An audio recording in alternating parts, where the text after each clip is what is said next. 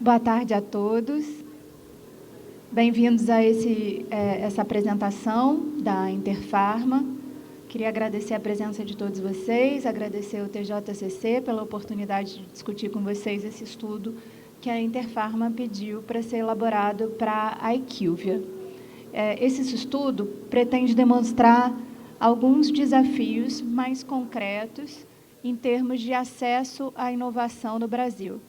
O que a gente pretende é confirmar algumas hipóteses. Se, por exemplo, o Brasil tem recebido, como outros países, não só do mundo, não só de países mais desenvolvidos, mas também em comparação com países da América Latina, se o Brasil tem recebido, de alguma forma, essas tecnologias que são mais atuais, que são tecnologias que contam com instrumentos de desenvolvimento mais recentes e que também levam em conta conhecimentos, melhores conhecimentos.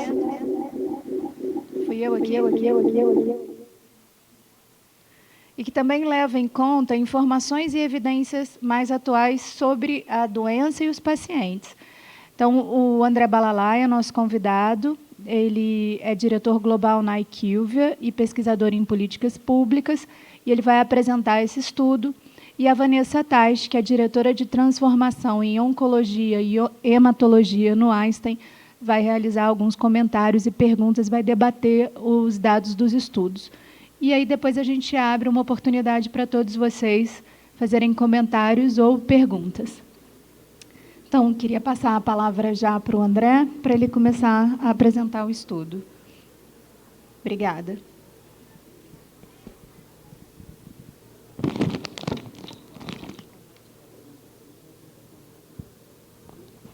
Olá, vocês me escutam? Escutamos, André. Não sei se você escuta a gente? Escuto. Boa. Deixa eu compartilhar a tela de novo, porque eu acho que o arquivo não estava subindo.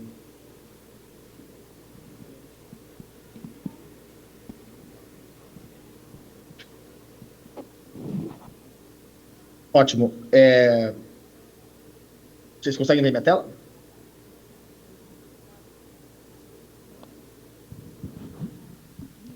Vocês estão vendo minha tela? Sim, estamos vendo. Agora a gente está vendo. Bom, primeiro eu queria agradecer o convite da Interfarma, do TJCC, para participar desse painel. Eu acho que eu vou contar um pouquinho de quem eu sou primeiro, no próximo slide, mas é muito gratificante para mim estar apresentando aqui. Acho que há 2 anos atrás eu tive o privilégio de estar na cerimônia de abertura do TJCC, apresentando um estudo que a gente fez sobre a pandemia, junto com o Gonçalo Vecina, também foi bem... É um evento bem importante para mim, e também meu agradecimento para uma pessoa especial, que é a Merula, né, que não está mais entre a gente, que foi uma pessoa muito importante na minha carreira. Então, acho que o TJCC a Merula sempre foi uma pessoa muito relevante na organização do JCC, junto com as outras entidades, obviamente, o Oncoguia também, a Thiago, que é um parceiro muito importante.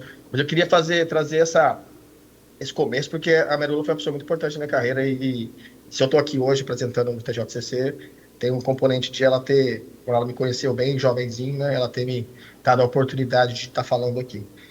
Infelizmente, eu não pude estar presencialmente, eu gostaria muito de estar presencialmente, eu estou num processo de renovação do meu visto, e aí eu não posso sair dos Estados Unidos, então, infelizmente, eu vou fazer online. Gostaria muito de estar com vocês aí, é muito bom, faz 6 anos que eu saí do Brasil, vocês ainda lembram de mim, mas certamente ano que vem eu vou estar presencialmente. Bom, primeiro, quem sou eu, né? Eu sou o André Balalai, eu sou diretor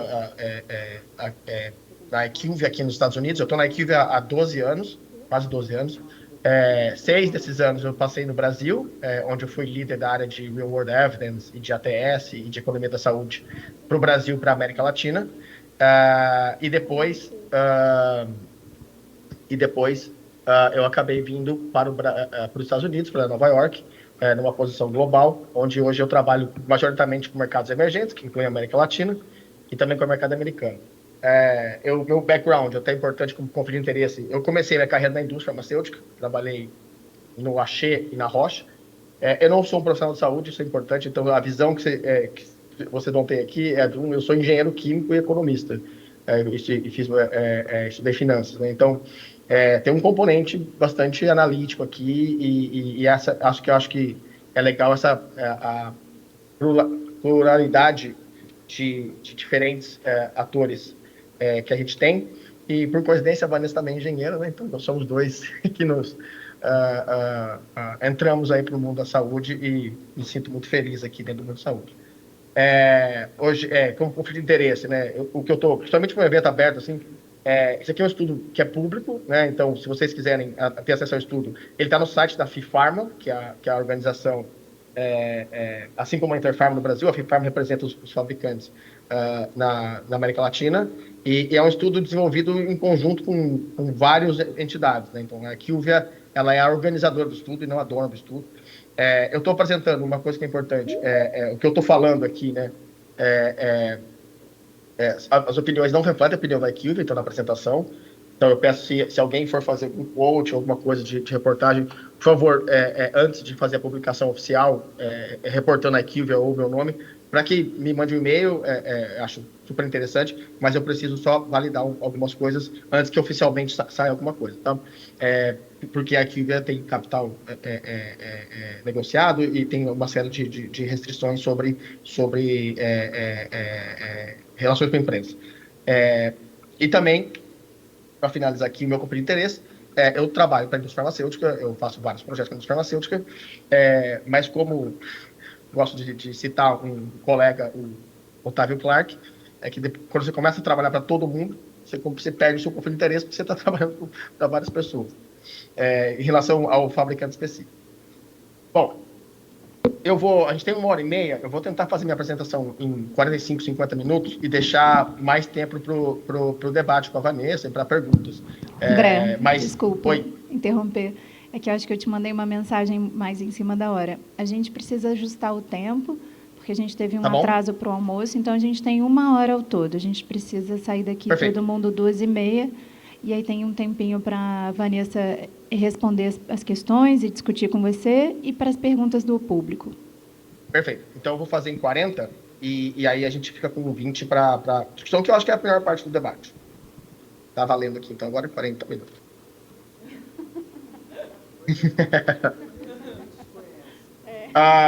Bom, primeira coisa que eu quero comentar, primeiro, os slides estão em inglês, desculpa que eu peguei a apresentação original, mas a gente tem uma versão em português desses slides, né, no site da FIPharma, porque, primeira coisa, eu estou apresentando o estudo de 2023, que são os dados de 2022 que a gente apresentou no passado, né? O estudo de 2024 a gente já finalizou, a gente fez as primeiras apresentações preliminares para as associações, né, Interpharma, então, associações, na semana passada. A gente está coletando os feedbacks finais, então vai ser interessante que eu vou apresentar para vocês o estudo do ano passado, né, com as conclusões, e em algumas semanas vocês já vão ter acesso à apresentação. A gente vai fazer a apresentação final junto com o ISPOR de 2024, em outubro, né, e vai ser interessante, vocês vão poder ver a evolução disso, né? Então, mas o estudo já está finalizado e é bem interessante as conclusões que a gente tirou. Então, a primeira coisa que eu preciso começar, então a gente está falando de oncologia no Brasil, o Brasil, a gente tende a falar que o Brasil é um país que tem dois sistemas, públicos e privados, e a gente sempre gosta de comparar, né, que o Brasil parece um pouco com o NICE, o NHS na Inglaterra, e com o sistema americano no privado. Parcialmente sim, mas o Brasil, eu gosto de falar que ele é muito mais parecido com o Canadá, que é um sistema que ele convive com dois sistemas públicos e privados, e até tem estudos, né? O estudo do Oncoguia, o meu SUS não é igual ao seu, ou diferente do seu, que é um estudo muito interessante, né? Que mostra essas nuances.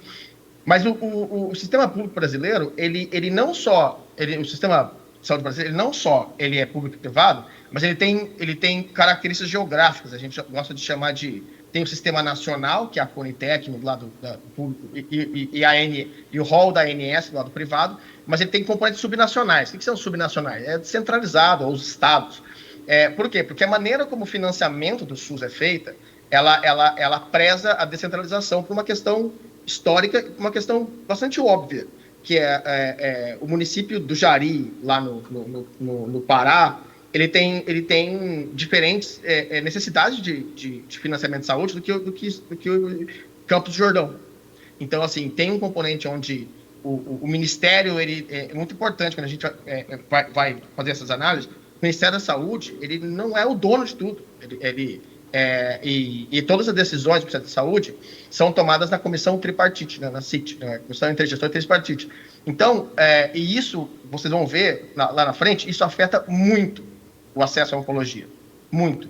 E para menos. Então, um componente muito importante do baixo acesso à oncologia no Brasil é o modelo de financiamento público. Atualmente, muitas discussões são feitas, eu sei que tem bastante gente discutindo, mas da maneira que está ainda, esse modelo de APAC, né, que é um pacote, ele influencia muito. Só para vocês terem uma ideia aqui, eu trouxe, antes do estudo, para a gente se situar, o Ministério ele tem 4 tipos de financiamento, 5 tipos de financiamento. Ele tem o que é o componente especializado, e ele pode ser centralizado, que é o que a gente chama do CEAF G1, ou o estratégico, que é onde estão as vacinas, o paquete de HIV, ou tudo que é compra centralizada, que é o componente G1. O que é oncologia compra centralizada? Trastuzumab, rituximab e os medicamentos de leucemia mieloide crônica. Só. Vários outros medicamentos, como, por exemplo, todos os anti-TNF para reumatoide, são centralizados. Todos os medicamentos de esclerose múltipla são centralizados. A oncologia só tem 3, vamos dizer assim, indicações centralizadas. Todas as outras são com base de modelo de APAC, e é um ponto crítico, porque uma vez que a APAC não cabe, né, o preço do medicamento, uma decisão de Conitec não necessariamente significa que você vai ter acesso amplo. E a gente reflete isso nesse estudo, né?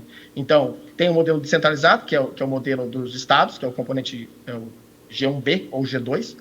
E aí, o componente das APACs, né, do Ministério, que basicamente a criação desse componente de APAC, ela vem de que lá atrás fazia sentido, como você tinha muitas opções para ter quimioterapias, fazia mais sentido você pagar um pacote, porque o podia ter mais flexibilidade. Mas hoje, 20 anos depois, esse modelo vem de 2011, da primeira revisão do CICTAP que existiu, esse modelo não é aplicável mais. Se a gente está falando de terapia personalizada, como é que a gente vai fazer um pacote que é a média do custo de todas as cidades do Brasil, quando a gente está falando de um paciente específico, num CACOM ou na COM específica? E aí a gente tem outros tipos de financiamentos, que é em hospital e o financiamento básico, assistência básica, que é feito pelo município. Bom, indo para o estudo, né? Primeiro, esse estudo, como eu falei, é um estudo colaborativo entre a FIPharma, e ele começa 20 anos atrás lá na Europa, com a FPIA, que é a FIPharma da Europa, e aí, há 3 anos atrás, a gente adaptou esse estudo para o Brasil. Então, basicamente, eu estou na liderança do projeto, tem o Oscar e nossa equipe, porém, todas as equipes de todos os países da IQVIA estão envolvidas, inclusive o Sidney Clark, que é o líder de consultoria da IQVIA na América Latina. O que esse estudo traz? Então, assim, são 3 características importantes do estudo. Primeiro, a gente está olhando para a inovação. Então, o Weight Indicator, o que ele mede? Ele mede o grau de acesso à inovação nos países da América Latina, incluindo o Brasil, para algumas classes terapêuticas. Então, o que a gente tem como inovação? Esse é um ponto bem importante do estudo. São todas as moléculas que foram lançadas entre 2014 e 2022, para o estudo de 2023. Para o estudo de 2024, a gente vai para 10 anos, né, que vai até 2020, de 2014 até 2023. Então, a gente está olhando para 10 anos de lançamentos. Quando eu falo aprovação, é aprovação no FDA ou na EMA, que são as agências americanas e europeias, né? Por que a gente olha nesse modelo? Porque coisas muito mais antigas já não são mais inovações e, majoritariamente, os preços já se acomodaram, já tem genérico, então a gente está olhando para o que é recente. A gente olha para 8 países, no de 2024, para 10 países, a gente cobre 80% da população da América Latina. E para o estudo de 2023, a gente olhou para oncologia e enfermidades raras. E para o estudo de 2024, a gente ampliou isso para inflamação, sistema nervoso central e cardiometabólico. O que eu vou apresentar hoje é oncologia e enfermidades órfãs, que já vem desde 2022. Então, a gente tem 3 anos desse estudo. Bom, quando eu falo o que é... Eu vou falar a palavra disponibilidade, né, que é o availability. Na verdade, em português, essa palavra fica um pouco, dúbia, porque ela disponibilidade dá a entender em português e espanhol que é a aprovação regulatória. Mas quando eu falo disponibilidade, eu estou falando de acesso. Então, assim, eu vou andar entre disponibilidade e acesso, mas saibam que disponibilidade e acesso aqui, para o nosso contexto, é a mesma coisa. E aí tem vários graus de disponibilidade, vários graus de acesso, né? E é isso que é o interessante que esse estudo mostra. Por que esse estudo ele se torna relevante, né?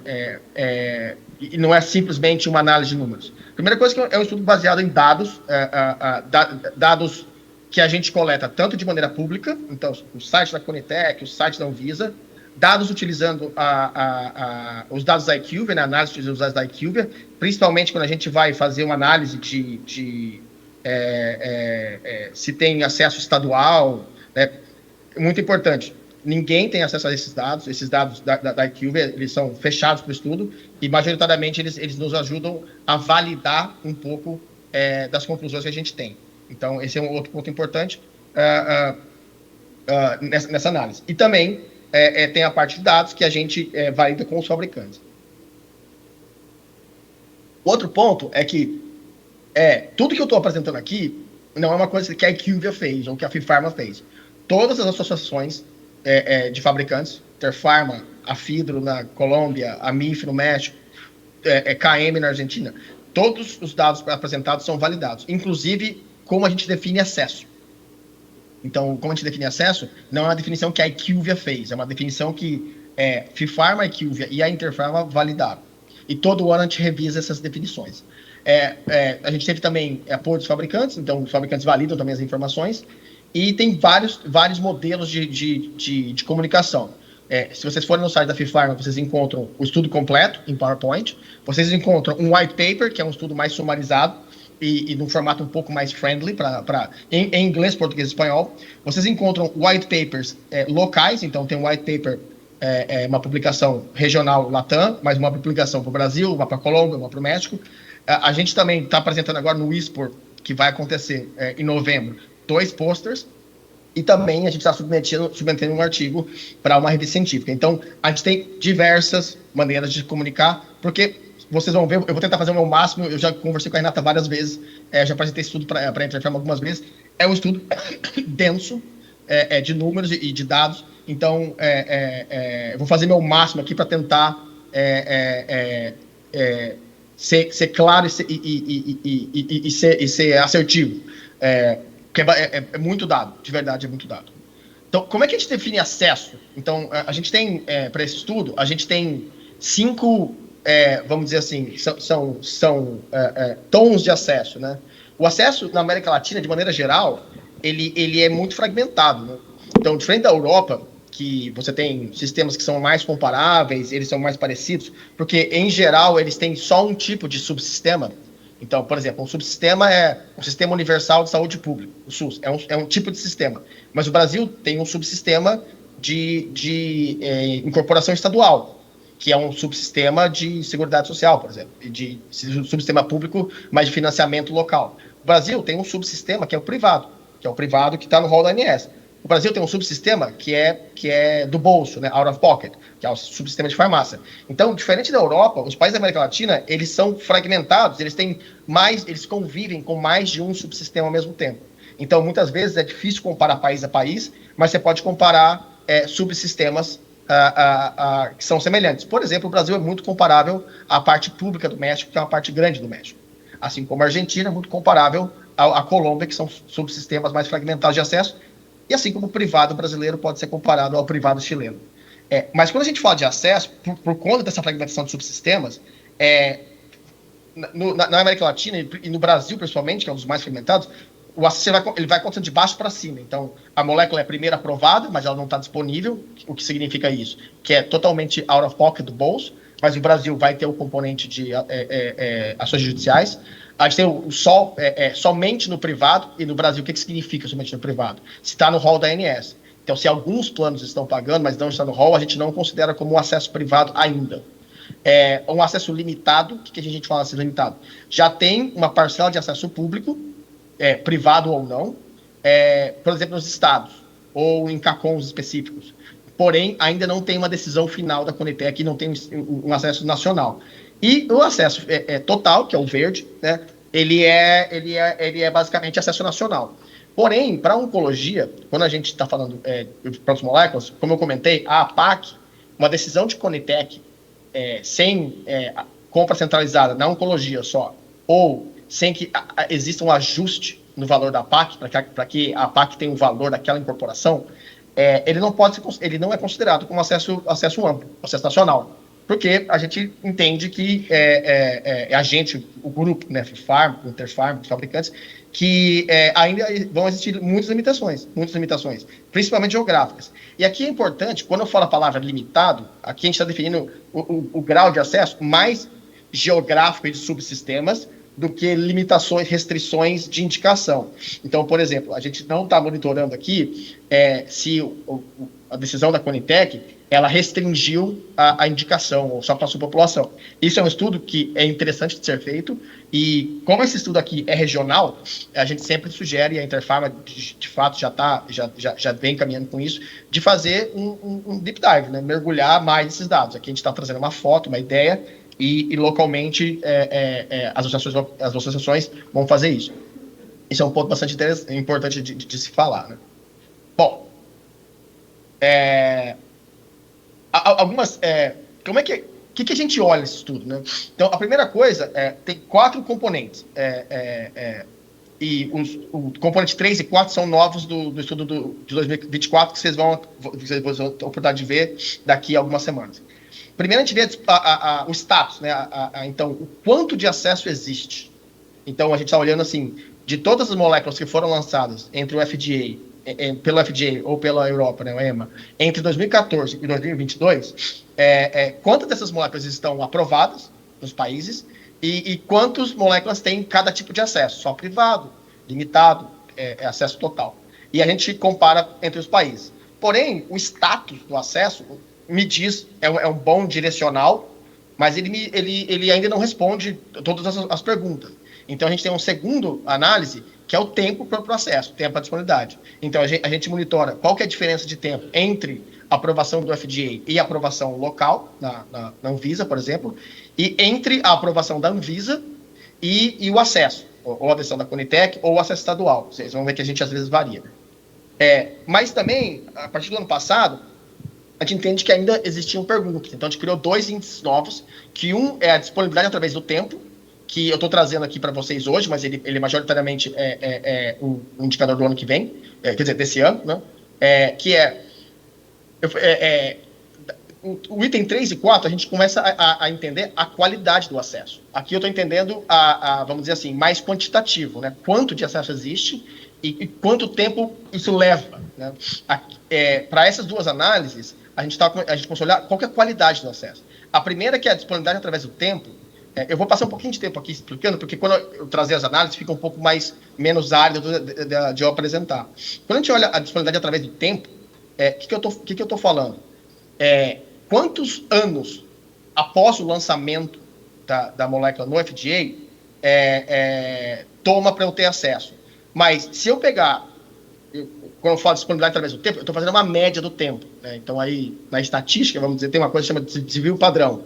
Eu posso ter a média, um monte de gente, a média pode ser 50, e eu posso ter 1.000, 10.000 e 0 e 1, ou posso ter a média 50 e ter 51, 49, 48. Então, essa dispersão do tempo, a gente consegue entender a qualidade do acesso através do tempo. O que eu faço? O que a gente faz essa análise? A gente olha para cada ano das moléculas que foram lançadas pelo FDA em 2014, quantas têm acesso? Das moléculas que foram aprovadas pelo FDA em 2015, quantas estão aprovadas no Brasil? Quantas têm acesso? Quantos têm acesso público? Então, eu gosto de chamar isso qual que é a maturidade do portfólio de moléculas, é um pouco meio árido falar assim, mas qual que é a maturidade do portfólio de moléculas que estão no governo, ou que estão nos planos de saúde? Isso responde a pergunta que é o seguinte: a gente está incluindo inovação, as coisas mais novas, ou a gente só está correndo atrás das coisas que a gente não fez no passado?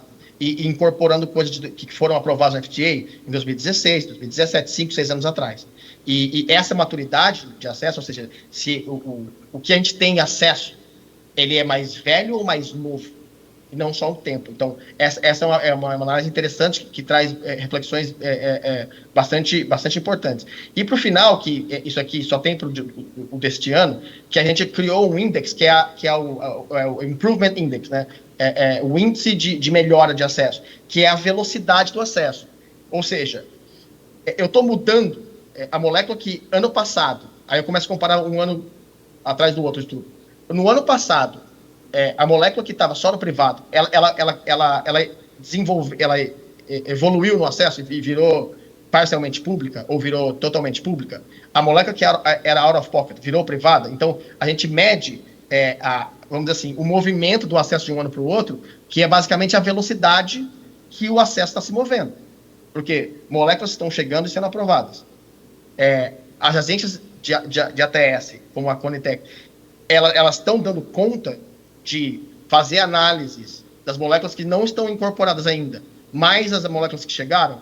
Então, esse índice de Improvement Index, ele mostra a velocidade do acesso. Então, não importa só o quão maduro ou não, ou quão mais inovador as moléculas que estão já disponíveis para os pacientes, mas esse índice vai trazer se isso está melhorando, se está ficando melhor ou pior. Então, a gente traz a foto, né, o quantitativo, a gente traz o tempo, a gente traz a maturidade e a gente traz a velocidade. Então, essas são as 4 grandes componentes do estudo que a gente faz. E vou ser muito honesto, depois de 3 anos fazendo esse estudo, eu acho que com esses 4 índices a gente está bastante robusto em tirar várias conclusões. E aí, passando para o próximo slide, muito rápido aqui, que tem algumas nuances que a gente considera aqui. Então, a gente considera os tempos de acesso da primeira indicação aprovada. Então, e na oncologia, isso é um ponto importante, porque diversas moléculas têm mais de uma indicação. Por que a gente considera a primeira indicação? Porque a gente, às vezes, ajusta para a primeira indicação aprovada no país, mas eu calculo o tempo entre a primeira indicação ser aprovada na Anvisa e ela ganhar acesso no Conitec, por exemplo. Por que a gente faz isso? Porque se a gente for ficar fazendo para todas as indicações, conforme as moléculas vão ganhando mais indicações, as moléculas vão começar eu tinha acesso total, agora não tenho mais, agora eu tenho, não tenho mais. Então, isso aqui, metodologicamente, é a maneira que a gente encontra de trazer isso. As restrições de acesso, por exemplo, a Conitec aprova, tem 180 dias para fazer o PCDT. E do PCDT até disponibilizar. A gente não está medindo isso, a gente mede a decisão da Conitec. Por isso que os estudos das associações locais são importantes. A gente olha formulários estaduais e ação judicial, por exemplo, no Brasil, né, a judicialização, ela é considerada como acesso intermediário, limitado. Bom, aqui, como eu falei, né, como é que a gente define acesso, já tinha falado. Então, indo para os resultados, agora eu tenho 20 minutos aqui, acho que é o suficiente. Primeira coisa, o que influencia no acesso, né? E o que influencia nesses tempos de acesso? A primeira coisa, principalmente que a gente está falando de oncologia, de enfermidades raras, muitas dessas moléculas, elas são de empresas farmacêuticas menores. A gente chama de emerging biotechs, né? Então, que são empresas que estão nos Estados Unidos, que estão na Europa, mas que não têm presença comercial aqui na América Latina. Então, às vezes, o tempo de acesso é um pouco mais longo, porque essas empresas que são empresas startup de biotecnologia, levam um tempo a mais até elas acharem um parceiro na América Latina para comercializar. O sequenciamento de indicação, como eu falei, né, a primeira indicação, o papel do mercado privado é muito importante, aqui, principalmente no Brasil e no Chile, e tem um pouco do impacto do Covid. Vocês vão ver, quando a gente olha o acesso através do tempo, tem um certo impacto do Covid. Então, começando, a gente, entre 2014 e 2022, 228 moléculas foram aprovadas pela FDA ou pela EMA. E aí, aí a gente começa a explicar o estudo, né? Dessas 228, 130 estão aprovadas em pelo menos um país da América Latina. Isso é uma coisa que a gente está também ajustando no estudo desse ano, que quando eu falo pelo menos um país da América Latina, em geral estou falando do Brasil, porque é o primeiro a ser aprovado em geral. Mas isso também é um pouco otimista demais, assim, os números, né? Então, para esse ano, a gente também está fazendo uma análise que a gente compara em pelo menos um país, nos 4 maiores países, Brasil, Colômbia, Argentina e México, e em todos os países. E aí a gente vê essa diferença, né, até que o acesso seja amplo na região, né? E se você for no site da FIPharma, no white paper do Brasil, específico do Brasil, você tem a mesma análise só para o Brasil, né? Dessas 130, 108 tem mais, vamos dizer assim, acesso estendido. O que é o acesso estendido? É quando olha acesso público total, mais acesso público limitado. Então, é o verde e o amarelo. Por que a gente faz isso? Porque tem em vários países, principalmente o Brasil, demora muito para ter acesso total, né? Full access no público, é o verde. Então, a gente faz essas duas análises e você vê a diferença, né? Para ter acesso total, só 86%, só 86 moléculas têm acesso total e 108 tem um acesso, é isso que a gente chama de acesso expandido, né? E quando a gente olha de maneira regional, mas se a gente for olhar assim, só acesso total, só 49, é muito pouco. Então, esse é um ponto bastante importante para a gente fazer essas análises, que mostra, assim, em termos de aprovação, eu acho que metade das moléculas estarem aprovadas assim, honestamente, aceitável, principalmente porque tem as moléculas mais novas, de 2023, 2022, 2021, ainda existe um tempo de análise da Anvisa, de todas essas coisas. Mas ainda não é o ótimo. Mas o problema está aqui, né? Dessas 130, só 49 tem acesso público. Em um país, pelo menos. Então, e aí eu vou descer um pouco mais para as análises. Esse eu acho que é o slide principal do estudo, porque ele mostra a comparação entre os países. Eu sei que, geralmente, né, a gente olha muito o nosso país, né, como ele funciona, mas também eu acho que é interessante de ver como a gente pode aprender com outros países, né?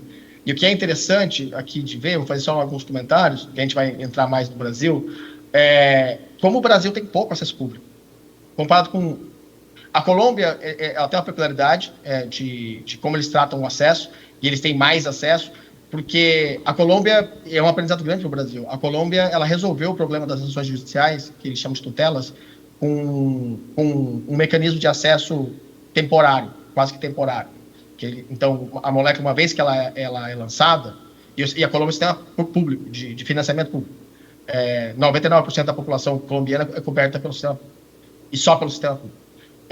Eles fazem uma análise, eles chamam de uma lista negativa. O que é uma lista negativa? Até que o IETS, a Conitec da Colômbia, até que o IETS avalie, a molécula tem um acesso, mas é um acesso um pouco restrito, mas tem acesso. Não é? Então, assim, eles via uma plataforma onde é como se fosse um protocolo administrativo do Estado, né? Como uma negociação, porém em nível estadual, que é basicamente é um sistema eletrônico, chama MIPRES, e é um sistema eletrônico onde o médico, né, tem que prescrever e justificar porque ele está usando aquela molécula, justificativas clínicas, obviamente, né? E aí tem uma análise, e eles fazem essa análise, que, por exemplo, seria uma ótima ideia para como a gente resolver a judicialização do Brasil, que é um sistema, né, eletrônico, onde ao invés de judicializar, se faz uma solicitação para o Ministério, e o Ministério faz essa análise caso a caso, até que a Conitec possa fazer a avaliação, ou seja, a gente não deixa o paciente esperando anos até que se avalie, né? Então, essa é uma coisa inteligente que a Colômbia fez. E vocês vejam também que, até comparado com o México, o Brasil, o acesso público é muito pouco. Por quê? Por causa da oncologia. Porque na oncologia, o acesso público total é muito pequeno. E, ao mesmo tempo, você vê que o acesso privado do Brasil ele é muito maior comparado com os outros países. Também porque esse estudo aqui é oncologia e enfermidades órfãs, né? E da onde que a gente vê isso? Principalmente pela essa discrepância que tem entre a incorporação automática de medicamentos oncológicos infusionais e os medicamentos orais terem que passar pela avaliação da ANS. Então, acho que isso tem uma lógica, e é majoritariamente por causa dos Estados Unidos. Os Estados Unidos, ele tem, como o Brasil, ele tem dois sistemas privados. Um que a gente chama do Medical Benefits, que é o que a gente tem no Brasil, o hospitalar e ambulatorial, e o Pharmacy Benefits, que é a farmácia, que é a PBM, que é o de uso domiciliar, né? Mas aqui você tem os dois. No Brasil, a gente tem um buraco, a gente só tem um, e não tem, a operadora privada não cobre, né, o domiciliar. E aí é uma decisão que a gente tem que fazer como sociedade, porque também aí tem que ser justo um pouco, porque é o mutualismo. Se a gente está... É uma conta simples. Todos os gastos divididos pelas pessoas que utilizam, e isso vai ser a mensalidade. Não estou fazendo juízo do valor se a mensalidade do plano é alta ou não é alta, mas a gente também quer discutir incorporação de medicamentos de domiciliares, como automáticos ou como obrigatórios, né, de avaliação. Mas também tem que discutir o mutualismo novo. A gente vai ter que a conta vai aumentar, a gente vai ter que dividir também essa conta entre os beneficiários do plano de saúde. Também a gente não pode só olhar para um lado. Quando eu olho o acesso através do tempo, eu acho que esse gráfico é bem legal, porque, então, como é que a gente interpreta esse gráfico aqui, né? O 14, 15, 16 é o ano que a molécula foi aprovada pelo FDA. Então, o que eu estou vendo aqui nessa barra? Das 19 moléculas que foram aprovadas em 2020... Desculpa, vou refrasear. De todas as moléculas que foram aprovadas pelo FDA em 2024, 19 tem aprovação regulatória na América Latina, 2 estão out of pocket, uma tem só privado, 2 tem acesso limitado no público e 14 tem acesso amplo no público. Legal, isso me parece, olhando de 10 anos atrás, me parece até esperado, né? Eu acho que quando a gente olha o 2021 aqui, você vê que além de menos moléculas estarem aprovadas, a qualidade do acesso é muito menor. Então, porém, como a gente rodou o estudo no começo de 2023, então a gente está olhando aqui 2021, como o nosso cutoff, mas aí para esse ano o estudo a gente já vai até 2023, depois de 2 anos, né? Só tem essas privadas aqui. Quando eu olho para as moléculas de 2020, que vamos dizer assim, 2 anos entre o estudo, quase não tem acesso público. Mas o grande grau de preocupação é a gente olhar a molécula de 2017, de 2018, que são 5 anos depois que a gente fez o estudo, né? Ainda é majoritariamente acesso limitado, não tem acesso público. E aqui reflete bastante um pouco do Brasil, mas um pouco mais, o gráfico aqui é para a América Latina. Tem um ponto do Covid, que a gente viu quando a gente analisou 2022 e 2023, isso volta a crescer um pouquinho, então o 21 tem um ponto do Covid. E 2016, para quem está curioso, foi um problema no FDA. O FDA teve um tema interno de avaliação e globalmente se aprovaram menos moléculas no mundo, né? Mas o que aqui, no gráfico da direita, é o mesmo gráfico, só que em números relativos, né, percentuais. E o que é o vermelho são moléculas não aprovadas, lançadas globalmente, mas não aprovadas. Obviamente que é esperado que mais moléculas antigas tenham mais acesso, mas eu acho que quando a gente olha 2018, 19 e 21, é muito pouco acesso.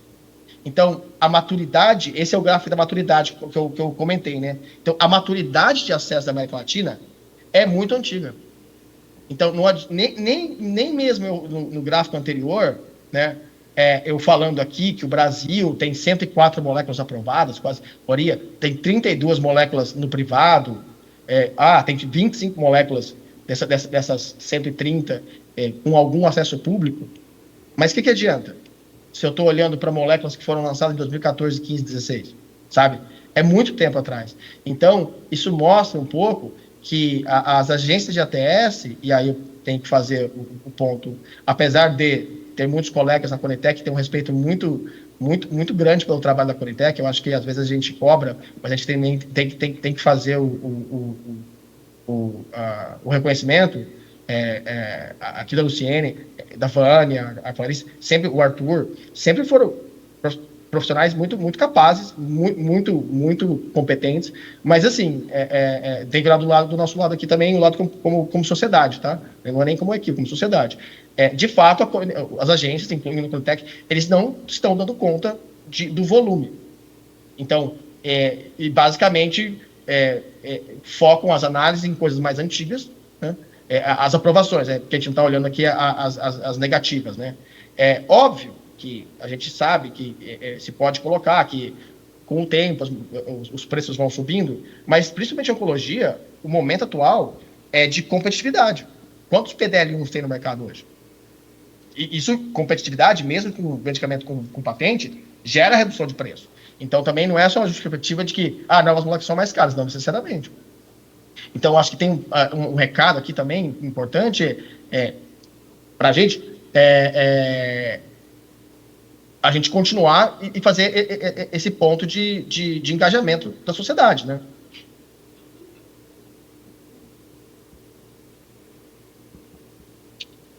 Bom, e aí, quando a gente olha no tempo, e aqui são meus últimos 2 slides, quando a gente olha no tempo, como é que esse gráfico a gente lê, né? Basicamente, daqui até a bandeira é o tempo é o tempo de acesso, de aprovação regulatória, e da bandeira até a bolinha aqui é o tempo de acesso. Né? Agora mudou o gráfico. É o tempo de acesso, e quando eu falo tempo de acesso, é o tempo entre acesso público total ou público limitado, verde e amarelo, o verdinho e o amarelo. Né? Você vê que o Brasil é o mais rápido em ter a molécula aprovada, por uma série de motivos. Um dos motivos é a Anvisa, mas também é uma série de motivos que o Brasil é um país prioritário, né? É um país muito maior, muito mais relevante. Porém, quando a gente olha o tempo de acesso, o Brasil é um dos maiores. Então, fica muito tempo ou no out-of-pocket ou só no privado. Quando a gente olha só o acesso, então esse gráfico aqui é só a segunda parte do gráfico, né? Então eu botei todo mundo junto na mesma linha, né? O Brasil, a gente vê que é um dos maiores, só perde para o México e para o Chile. E o Chile tem um sistema público do Chile é bem difícil de ter acesso. E principalmente aqui, quando a gente olha o Brasil, olha, a barra cinza é a média do acesso, né? Só que assim, o quadradinho azul é a média dos produtos de oncologia. Você vê a diferença. Além do Brasil ser um dos maiores, ele é ainda maior para a oncologia. Principalmente porque a gente fala de acesso público. E tem esse componente do financiamento, de que tem acesso, mas não tem acesso, né? O Chile tem a mesma característica do Brasil, porque é um sistema muito, muito parecido. E quando a gente olha enfermidades órfãs, né, órfãs não oncológicas, que é isso aqui, elas são muito mais rápidas. Porém, ainda enfermidades órfãs, muito no acesso limitado. Por quê? Porque o governo não está incorporando as enfermidades órfãs. Né? Ele está majoritariamente gerencia muito para a ação judicial, porém não tem o acesso amplo de compra centralizada ou acesso amplo de financiamento por componente G2. Aí, para finalizar aqui, eu trouxe um gráfico. Isso aqui é uma análise Isso aqui é um gráfico, por favor, não compartilhe esse slide. Eu estou trazendo porque eu achei muito interessante ter apresentado isso aqui. Isso aqui são alguns dados do estudo desse ano, né? Que a gente até incorporou outras indicações. Mas o que eu quis mostrar é que não mudou muito de um ano para o outro, tá? Até antecipando, a velocidade de acesso, a velocidade do acesso é muito curta, é muito baixo na América Latina. Né? Nenhuma agência dá conta. Aprova-se muito mais moléculas do que se movem moléculas, não é nem que se incorporam, é que se movem moléculas. Mas você vê como, na média, a oncologia na América Latina é a mais alta e inflamação, sistema nervoso é o mais baixo. Na Colômbia, por mais que tenha mais acesso, a dinâmica é a mesma. No México, a dinâmica é a mesma. No Brasil, além do acesso total ser muito menor, comparado, só sistema nervoso e inflamação. Por quê? Esclerose múltipla, anti-TNF, anti-reumatoide. Mas quando você vê a oncologia só 4% das moléculas que estão aprovadas na Anvisa, né, desse tempo, tem acesso total, acesso público. E das enfermidades órfãs, só 11%. A América Latina é 40%, entendeu? O México é 34%, e o Brasil é 4%. E é majoritariamente pelo tema de financiamento. Esse é um recado muito importante, assim. A gente está muito para trás, na oncologia, muito para trás. Assim, chega a ser gritante, assim, a diferença, né? E aí, eu termino aqui, minha apresentação. Então, alguns takeaways do estudo, né? Então, o acesso no Brasil, esse estudo, ele é feito para tirar uma foto e para medir a qualidade do acesso, mas basicamente é que as moléculas chegam na América Latina, mas elas demoram para chegar, e elas vão sendo incorporadas aos poucos. E o Brasil tem um problema sério de incorporação federal, assim, de nacional. Então, o Brasil é muito grande, o Brasil tem vários estados, o Brasil tem um componente privado, mas o México também tem. O México tem componente descentralizado, o México tem um componente privado, não tão sofisticado como o brasileiro, mas tem. O México tem subnacional, tem outros pagadores, e mesmo assim eles têm 34% de acesso federal de oncologia, o Brasil tem 4%. Então, assim, e quando a gente, análise final, quando a gente olha a maturidade das moléculas que a gente tem acesso, são moléculas mais antigas, são moléculas de 10, 8, 7 anos de lançamento. É muito tempo, até chegar, imagina, 7 anos de concentração. Né? Então, é muito pouco, é muito antigo. Então, eu acho que, conclusões, existe um trabalho muito importante a ser feito de não só incluir mais moléculas, mas incorporar melhor. Não incorporar coisas que são antigas, de 5, 7 anos atrás. Incorporar coisas de 2 anos, de 3 anos. Como é feito no HIV, por exemplo, nas vacinas, na hepatite. Então, assim, tem prioridades que o governo tem. E a oncologia, é interessante que, aqui a minha opinião como pesquisador, aí não tem arquivo, não tem nada, o governo, ele prioriza algumas classes terapêuticas, né, algumas doenças para serem tratadas, ele prioriza a oncologia, mas o componente de financiamento, por mais política nova de oncologia que a gente tem, por mais que os CACONs trabalhem, assim, o modelo de financiamento do jeito que está, a foto está aí, 4% das moléculas têm acesso federal. Podem ser consideradas que têm acesso amplo para a população. É muito pouco, é muito pouco. E é isso, termino a apresentação assim, obrigado e ansioso para ouvir a Vanessa.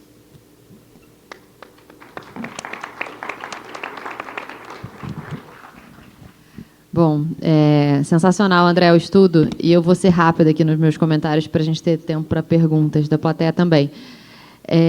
Eu concordo com você muito com essa parte final do que você falou do modelo de financiamento, né? Porque ainda tem um agravante hoje no modelo de incorporação de tecnologias no Brasil, que ter a incorporação publicada no Diário Oficial após recomendação positiva da Conitec não garante acesso para os pacientes. E aí, se por um lado eu concorde que a Conitec tem um papel, ou deva ter um papel mais técnico, a gente estava falando isso ontem, né, como o NICE tem, de recomendar a tecnologia, independente da discussão depois se tem orçamento ou não, como a gente está fazendo isso e tomando a decisão, independente de saber se tem dinheiro depois para incorporar ou não, está acontecendo o que a gente vê, que o produto é incorporado e não é disponibilizado para os pacientes. E também não adianta. Né? E aí isso vira, por exemplo, o Einstein, não sei se todos sabem, mas o NatJus Nacional, que vocês veem, né, que é são os órgãos técnicos que dão apoio ao judiciário nas decisões de ações judiciais, o NatJus Nacional é desenvolvido por um time do Einstein, via um projeto PROAD. Eu fiz uma avaliação, me chamaram para falar num evento de desjudicialização da saúde. E aí eu olhei os primeiros 10 medicamentos mais judicializados que a gente avalia, desses, metade são medicamentos incorporados, que são judicializados porque, apesar de incorporados, não são fornecidos. E aí, no evento, eu falei, bom, o primeiro caminho para desjudicializar é seguir o processo administrativo. Então, e na oncologia, como o modelo o modelo oficial é o modelo de reembolso via PAC, isso dá abertura para fazer uma incorporação dentro da PAC, que foi o que a gente viu com os inibidores de TKI para pulmão há anos atrás. E eu lembro até da gente ter feito uma análise do quanto que, depois da incorporação, realmente reduziu a judicialização. E não reduziu, porque os hospitais não tinham dinheiro para comprar dentro da PAC que não tinha sido revisada. Então, essa mudança do modelo de remuneração, na verdade, mudança do modelo de financiamento da oncologia é necessária até para que a gente dê visibilidade para o que tem de recurso para incorporar e consiga efetivar as incorporações. Mas aí eu vou falar um pouco do meu papel novo dentro do Einstein, né, que é essa diretoria de transformação da oncologia e hematologia. E hoje a gente tem um hospital público municipal gerido pelo Einstein, que é um hospital 100% oncológico, que é o Hospital Municipal Vila Santa Catarina. E uma das missões que o meu time tem agora dentro da oncologia é que a gente tenha dados estruturados, inclusive para dar visibilidade do impacto clínico que existe sobre os pacientes desse gap assistencial. Porque é interessante, porque em algumas conversas as pessoas me perguntam assim, mas é tão diferente assim? Eu falo, gente, é muito diferente. E qual é o impacto em desfecho? E a gente não sabe realmente o impacto em desfecho. Por que é importante também saber disso? Óbvio, para dar visibilidade sobre a diferença e para a gente conseguir entender onde as tecnologias estão mais beneficiando os pacientes. Onde é mais urgente ter as tecnologias no SUS que eu não tenho no privado. Então, eu acho que a gente tem aí um longo caminho a percorrer.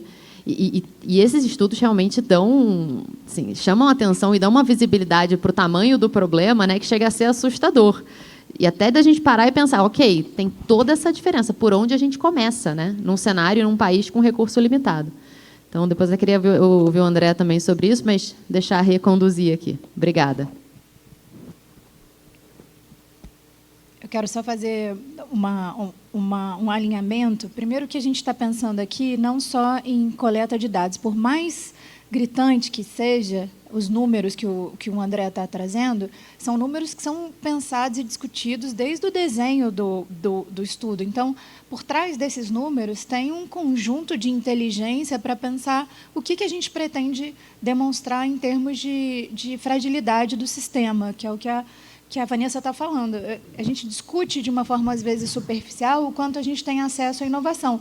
Mas, quando eu vejo que tem 248 moléculas aprovadas no FDA, não estou dizendo que são boas, mas que, presumidamente, são moléculas aprovadas, passadas por um processo rígido de avaliação e são mais atuais, e que aqui no Brasil a gente tem 6 delas numa disponibilidade de acesso total, esse número mostra um gap do que a gente percebe, analisando de uma forma mais crítica o dia a dia. A gente está transformando em número aquilo que a gente já tem uma certa percepção lidando com o acesso, né? Esse é um ponto. O outro ponto é, tanto o André como a Vanessa falaram, olha, tem um problema aqui de financiamento e a gente preza pelo trabalho da Conitec. Esse é um posicionamento que a gente tem defendido muito internamente na Interpharma e como entidade. É muito importante, ainda mais porque as associadas da Interpharma, elas são, a grande maioria, que da iniciativa privada, submetem suas tecnologias ao crivo de ATS da Conitec. Então, há aqui um respeito e até mesmo uma demanda, um respeito, uma demanda e uma necessidade para essas empresas que as suas tecnologias sejam avaliadas. Então, há aqui uma disponibilidade para avaliação das tecnologias. Há maior número, mais de 90% das tecnologias que são avaliadas em ATS no Brasil vêm das associadas, vêm das multinacionais, sobretudo. Então, é uma exigência e, ao mesmo tempo, um respeito ao rito que se estabelece dentro do Brasil, que essa avaliação se dê da melhor forma. Mas como isso não é pessoal, como o André disse, a gente tem muito respeito também pelos técnicos e pela evolução da Conitec. Em 2012, eu fiz um trabalho internacional para medir participação social. Tinham 2 pessoas na Conitec fazendo isso para o Brasil inteiro. Hoje a gente tem gravação de discussão, hoje a gente tem consulta pública, um pouco mais de audiência pública, menos do que gostaríamos, mas tem. Então, há uma evolução a ser prezada. Mas, como o André disse e a Vanessa apontou, tem uma questão de financiamento, de organização do sistema. Então, eu acho que as 2 coisas coexistem, Vanessa. É necessário que seja uma avaliação técnica, neutra, com base nos critérios estabelecidos, e que haja, antes mesmo do processo de avaliação de tecnologia, uma discussão de orçamento e de prioridade, e de onde vem o dinheiro, para que essa responsabilidade, que é política e social, não recaia também exclusivamente para um órgão técnico que deve medir outros critérios. Então, se a gente tem uma organização do Ministério da Saúde, um sistema melhor e modelos de financiamento já estabelecidos, organizados e previamente definidos, o trabalho de avaliação de tecnologias não precisa também ser um trabalho de buscar economizar para a saúde, mas também de buscar acesso. Então, acho que é isso que é interessante. Eu gostaria muito de lidar melhor com inovação, a ponto de ligar o tablet e ver as perguntas de vocês. Deixa eu ver se eu consigo. Então, são diferentes inovações. São muitas inovações. São muitas, ao mesmo tempo. Posso só fazer um comentário sobre o que vocês falaram? Assim, eu acho que esse ano eu estou um pouco mais crítico com algumas... Principalmente com esse estudo, assim, eu sabia que o Brasil ia vir baixo no acesso de oncologia, mas quando eu vi os números, eu falei, nossa. Porque, assim, geralmente é uma crítica fácil, mas a gente olha mas os Estados Unidos tem mais budget, mas a Europa tem mais budget. Então, eu estou comparando com o México, comparando com a Colômbia. E esse modelo, se vocês olharem, prestar atenção no modelo da Argentina, é um modelo que fragmentou demais, o acesso público deles evaporou, né? Hoje, basicamente, o acesso público deles é a PAMI, que é tipo o INAMPS, é só para aposentado, e mais tratamento de seguridade social, um misto público-privado, né? Mas a Argentina virou um caso a caso. O formulário deles não vale mais nada, que é o SURGE. Ele perdeu totalmente de validade, e eles estão migrando mais ainda para esses pacotes, assim, sabe?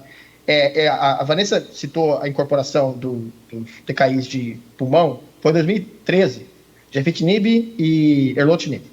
Eu lembro muito dessa incorporação, ela fala assim, no final, só 5% dos pacientes têm mutação EGFR positiva. Então, o preço da droga aqui, ele é muito maior que da APAC. Mas, cada CACOM consegue gerenciar, porque são só 5%. Então, você vai perder dinheiro nesses 5%, mas nos outros, que é a média, você continua fazendo. Primeiro, se eu incorporar uma coisa, é um erro estatístico, assim, não estou comparando que a Conitec fez um erro estatístico, mas é uma justificativa política em cima de um erro estatístico. Se são só 5%, cria uma PAC só para o GFR, assim como o trastuzumab tem a PAC para o HER2 positivo. É tão pouco produto centralizado que eu sei de cabeça todos. Trastuzumab, rituximab, imatinib, nilotinib, dasatinib e bortezomib. Tem 7. Simplesmente surreal você falar que tem 7 produtos oncológicos, todos de lá atrás, que tem acesso amplo à oncologia. Né? Tem milhões de discussões. Mas, por exemplo, tem um ponto que eu acho que eu tenho sido na mesma, principalmente com o Denizar, com o Nelson, com o Gonçalo, tenho conversado muito com eles esse ano, conversas, assim, né? Assim, lógico que ter um programa no Ministério é o caminho. Programa DST-AIDS. Quais são as grandes bandeiras do Brasil? DST-AIDS, vacinas, hemoderivados. Então, assim, esses programas manejam o seu próprio orçamento. Enfermidades raras deveria ter um programa sólido, assim, como o DST-AIDS, por outras questões. A oncologia, ela não tem um programa, mas também não é uma desculpa, porque artrite reumatoide, doença de Crohn, todas as doenças inflamatórias, não tem programa, nunca tiveram. É um planejamento estratégico do DAF, da SCTI.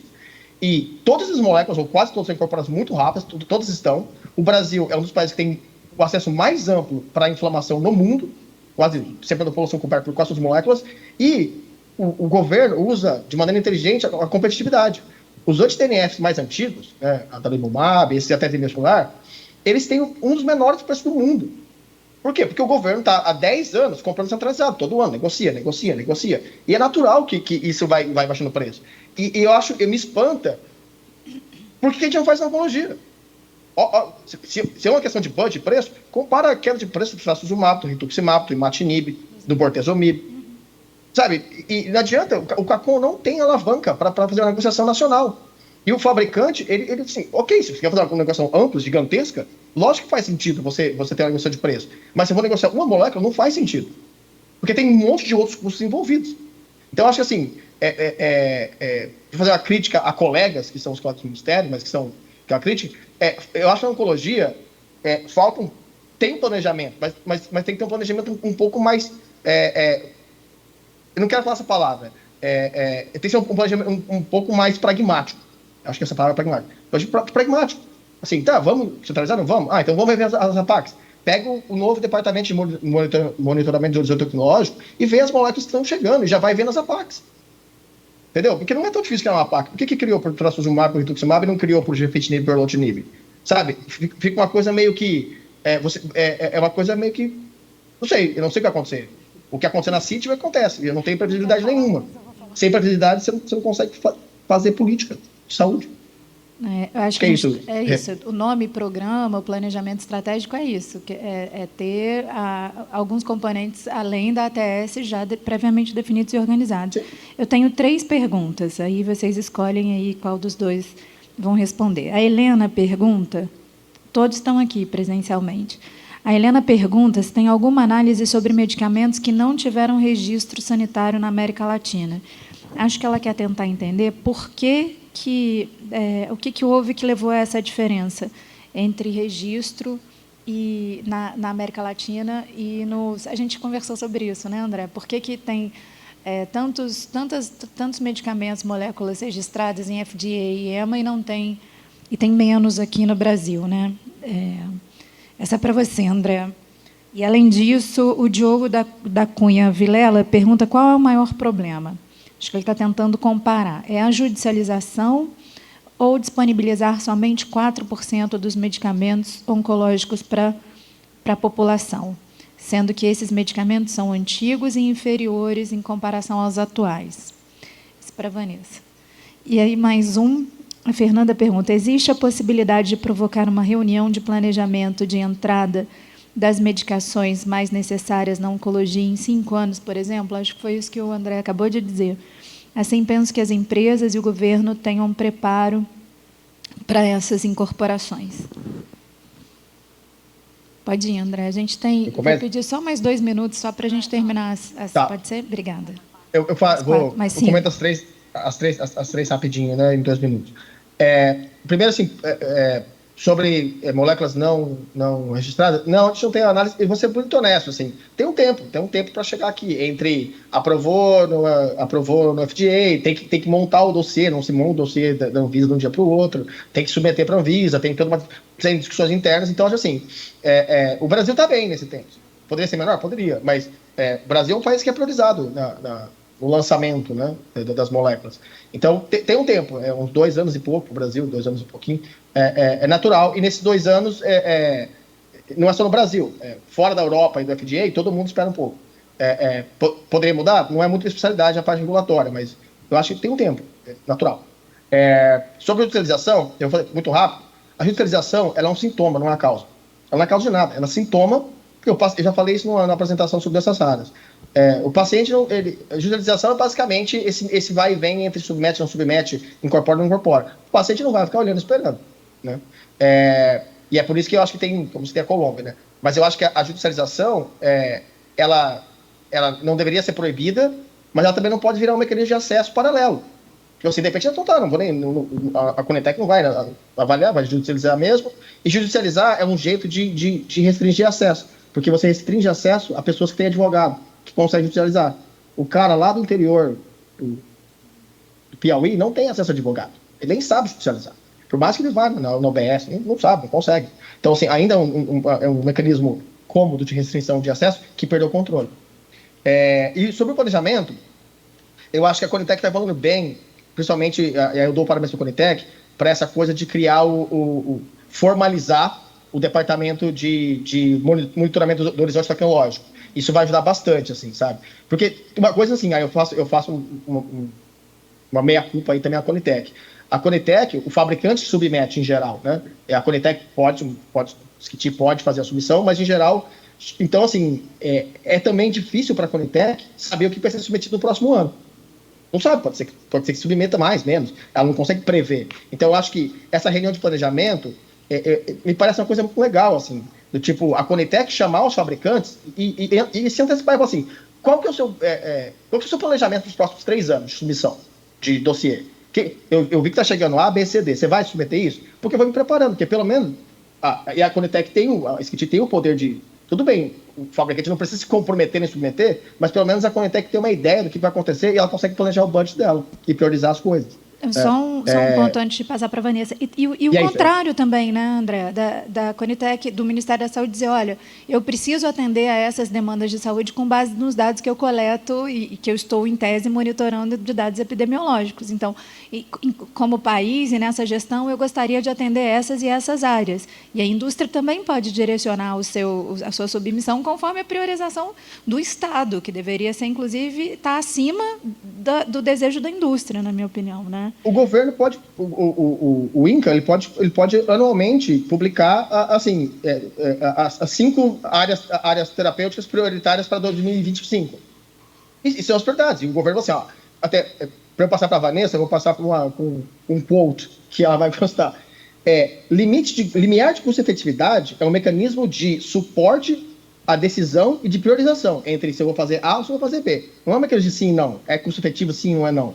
Basicamente o INCA pode fazer isso, fazer uma análise preliminar de custo-efetividade, fazer priorizações e, com impacto orçamentário, com uma match-need médico também, falar assim, para ano que vem, isso aqui vai ser as prioridades. Se você está nessas prioridades, eu vou priorizar você, senão você vai entrar para a segunda prioridade. O governo também tem que ter prioridade. O que você acha, Vanessa? Não, eu tenho falado muito isso também, André. Se a gente não tem claramente quais são as nossas prioridades de saúde, a gente incorpora o que dá se tiver dinheiro. E aí não fica muito claro também o porquê não. E eu vou responder especificamente à questão da judicialização, porque eu acho que eu concordo com o André. Assim, acho que a judicialização está completamente relacionada ao fato de que a gente oferece 4% das tecnologias. Porque se a gente pensar como deveria ser a lógica, né? E eu faço um paralelo com o Reino Unido, para o nosso setor privado. Toda vez que eu tenho a oportunidade de encontrar alguém num evento que é do NICE, eu pergunto, tem um processo judicial de algum cidadão contra o Estado no Reino Unido? Eles falam, olha, é muito raro, mas mesmo quando existe, o juiz fala, não concede a liminar, porque ele fala, existe um processo formal no país que avaliou essa tecnologia e considerou que não é custo efetivo para o Reino Unido. Então, não, porque isso institucionalmente já foi definido, não é minha decisão. E aí, qual é o desafio da gente fazer isso aqui de imediato? É porque, realmente, como a taxa de incorporação é muito baixa, seria uma dificuldade imensa para os pacientes terem acesso. Então, a judicialização vira um canal de acesso, porque a gente demora muito a oferecer no público. E, por outro lado, eu tenho um produto registrado no país com um preço que a Anvisa considerou que tem qualidade e segurança, tem preço no país, eu não posso pagar do bolso, mas eu não tenho acesso nem no SUS e, às vezes, nem na saúde suplementar. O que eu faço? Quando tenho acesso ao judiciário, peço ação, né? Peço um acesso via judicialização.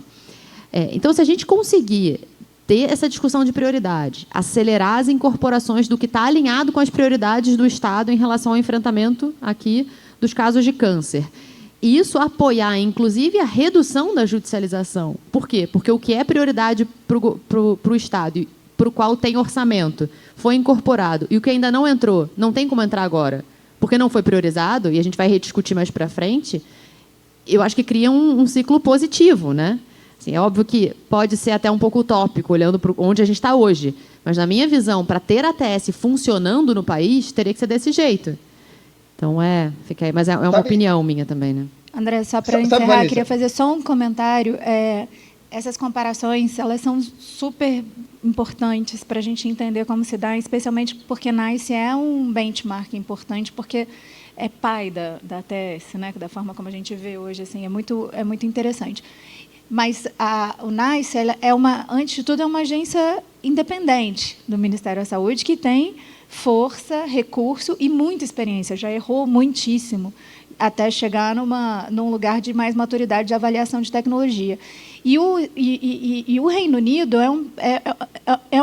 o governo em geral tende a ter conciliações com a indústria. Então, há vários memorandos de intenção entre o Ministério da Saúde e a Associação da Indústria Farmacêutica inglesa, dizendo como vão conduzir determinadas parcerias para desenvolvimento tecnológico. Vem de um acordo. A forma como olham para a saúde advém de um lugar de parceria, de colaboração, e não de distanciamento. Então, tudo isso dá muita força para aquela decisão que fala incorpora ou não, porque a indústria participou daquela decisão também. Não é um ato exclusivamente administrativo, é um consenso. E aí, num terceiro elemento, é a própria população. A Inglaterra submete à sociedade a pergunta: onde é que nós vamos financiar? Vocês preferem financiar doenças raras para neonatos, que têm um impacto para a saúde, para a família, para a sociedade muito grande e uma grande comoção, ou nós vamos financiar as tecnologias mais caras para estender o fim da vida? E é uma decisão super difícil. Tem certo ou errado? Uma criança com uma doença rara, recém-nascida, ou um idoso com uma doença terminal? E a decisão da Inglaterra, nesse caso, foi para o idoso. Eles entenderam que tinha mais valor, naquele momento da história do tempo, conceder mais 6 meses para aquele sujeito do que investir em neonato. E aí, se está decidido de uma forma coletiva, essa decisão ela ganha muito mais valor. Eu tenho o Estado, eu tenho a indústria e eu tenho a sociedade definindo onde é que o dinheiro vai ser alocado na saúde. Aí, judicializar perde muito o motivo, né? Estou judicializando contra todo mundo, contra a população, inclusive, contra o povo, né? Então, assim, só para aproveitar e registrar a parte que está no script, essa não estava, mas a gente tem um posicionamento na Interpharma que não é a favor da judicialização, mas a gente entende que isso é decorrência de todas as falhas, não só da Conitec, mas das falhas de financiamento, de organização, de incorporação e etc. Então, a gente... Só um comentário final sobre isso, essa coisa de priorização. Eu acho que a gente até tem um mecanismo. Não pode ser uma reunião interna de planejamento estratégico do DAF, porque Sim. todo mundo tem que participar. Não pode ser uma votação aberta, porque senão doenças prevalentes sempre vão ser priorizadas, ou doenças que têm mais advocacy estruturado. Mas, olha só, como é que foi feita a política nacional e oncológica nova? A audiência pública criou um GT com sociedade, indústria, governo, e se fez a política pública. Por que não faz todo ano para atualizar a priorização? Faz uma audiência pública convoca GT, 3, 4 meses de GT, sai um documento para o ano que vem, todo mundo participando. A gente tem os mecanismos, a gente já usa os mecanismos, entendeu? Não precisa inventar uma nova, comitê, um INCA. Não, a mesma coisa que fazer política de oncológica. Só faz todo ano uma reunião menor, GT menor, definir, essas aqui são as prioridades. Todo mundo sabe. Pode ser que submeta as prioridades, pode ser que não. Mas, assim, pelo menos a gente tem um guia. A gente sabe o que vai acontecer no que vem. Previsibilidade, acho que, Vanessa, você que trabalha na parte privada, é isso, né? Ninguém consegue gerir um sistema sem previsibilidade. Sim. E a judicialização, ela destrói a previsibilidade, né? Gente, queria agradecer, André, foi uma das apresentações mais interessantes que eu já vi você fazer na vida inteira. Muito obrigada, foi muito caprichada, agradeço muitíssimo. E agradeço também a presença da Vanessa, que foi convidada fora do protocolo de última hora, mas se disponibilizou e sempre brilha muito com a opinião dela. E agradecer a todos que estão aqui presentes. Obrigada.